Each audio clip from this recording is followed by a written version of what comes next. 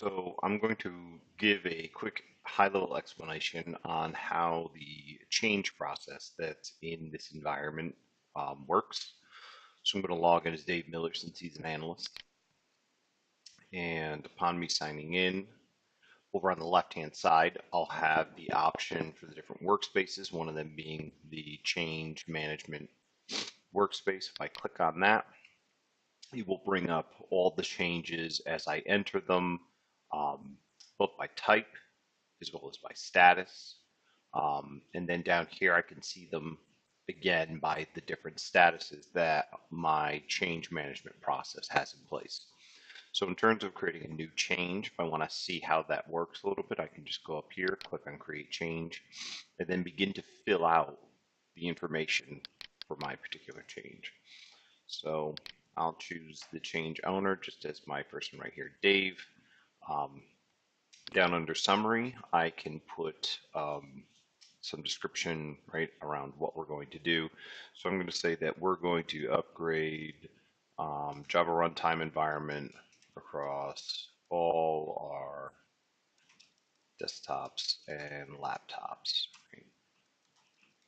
Essentially, we're going to push some patches out,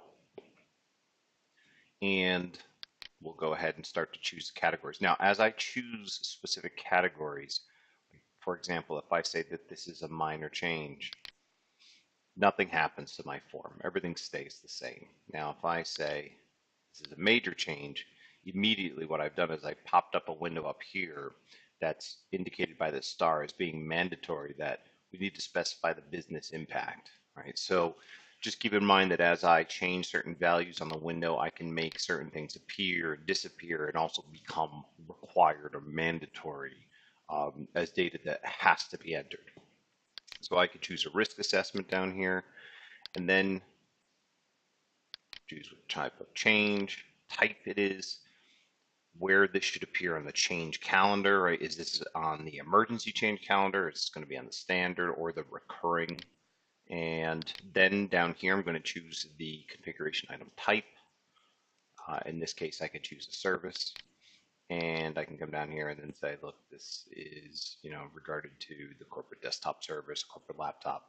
Now, as I choose different services in here, these will all link to other items in the CMDB. So I can kind of make a quick judgment call on impact by seeing what departments or what other infrastructure is linked to this particular service as well.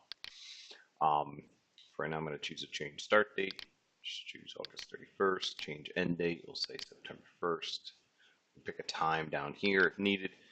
And for the sake of this demonstration, I'll just save it.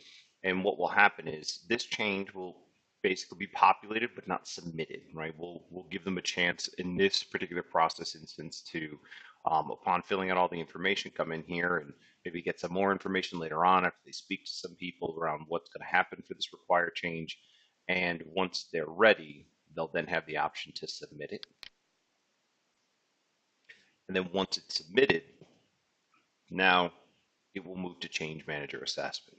Now, it would have moved to a different status entirely had I chose other information down here, right? Like, so if I said that this category was a major change, the status that this would now be at would instantly go to just instant cab approval. And that's just kind of how our process works in this version of our demonstration. But again, we provide about 3 or 4 different versions of a change management process, ranging from very simple to very mature. And then over here on the left-hand side, you could see all the things that you would expect. So for example, if I wanted to add multiple approval tasks to go out in tandem, right? Not sequential, but in tandem, I can begin to add those approval tasks right here. I can say, look, right? So-and-so needs to approve this. It's this group or it's this user, and it will say approval task for group or approval task for user, and they will get this approval task emailed to them where with a link that they can follow back to approve this. They can approve it through email if they wanted, but we can begin to go in here and then add the individuals that we want to be on the authorization committee for this particular change. So as I add these approval tasks,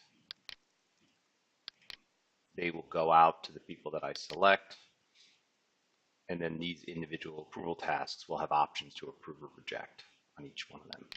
They go out to those users. Now, once those come back, then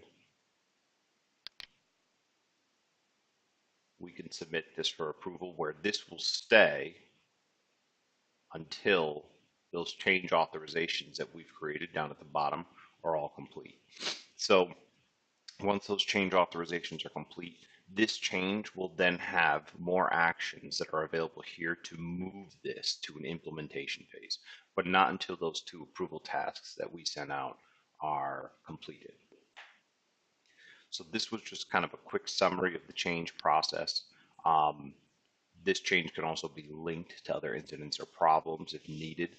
But as far as any other questions go, this was just meant to be a high level on how the change process works in this particular instance. Thanks.